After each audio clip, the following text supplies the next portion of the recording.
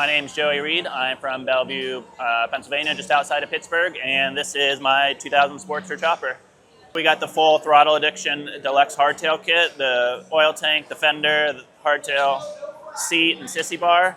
Went with a stock Harley 21-inch on the front that you can't really find anywhere. A lot of people don't really know where it comes from, but it's actually just off a Sportster.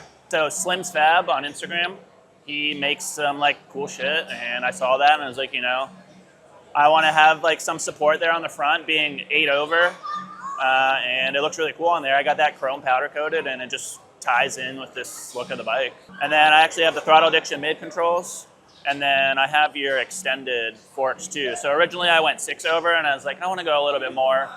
Those were perfect to get that extension. They blend in nicely, and they were really easy to install. Wanted to customize it from there. We did a little bit of barbed wire on the back, hand rolled that out of some stainless steel. Got it all powder coated. Really just wanted sort of a classy chopper look, and I thought Throttle Addiction was the best way to go as a first build. Sort of all the kit of parts was really cool to be able to deal with, and then really gave me the confidence to be able to build my own bike, basically. Shout out to Roll On Cycle in Oakdale. Zach Williams there, he really helped me sort of bring the vision together.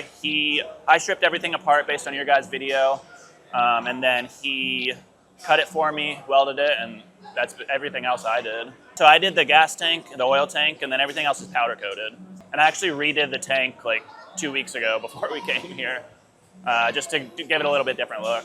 I built it last year, and then I had painted the tank, the 2 tanks, and then sort of just rode it all summer, tried to work out the kinks of how I really wanted to ride it.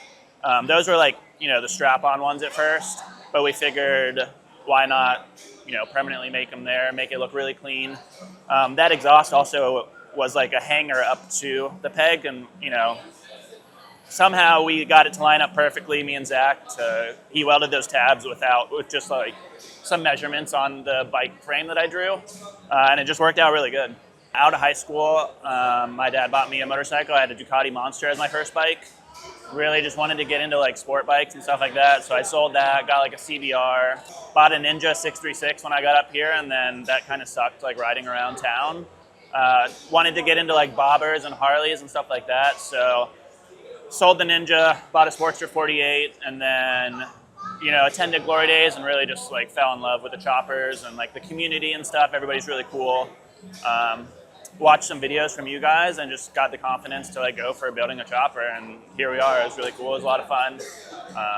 Would love to keep doing more. Just try to ride the shit out of it. Yeah, I don't know, some of the chrome and stuff is peeling, and that's sort of why I went with the name Lo-Fi, because it's making the best out of what's there, what's left over, the imperfection, embracing those types of things. It's a rider. It's not a show bike. I literally ride it more than any of my other bikes or my car. It's just a lot of fun. Yeah, the other day I was leaving the gym, and this guy was turning around the corner, and he just stopped dead and was like, "That's fucking sick." It's thanks. Just stuff like that's really cool. The appreciation people give. I guess it's one of those things too. If you build a bike, you know what goes into it. So I have a new appreciation for all these other bikes too, because this shit was a lot of work, but I love it, and it was a lot of fun. I can't wait to do another build. My name's Reid. I'm from Bellevue, Pennsylvania, and my Instagram is J_Reid05.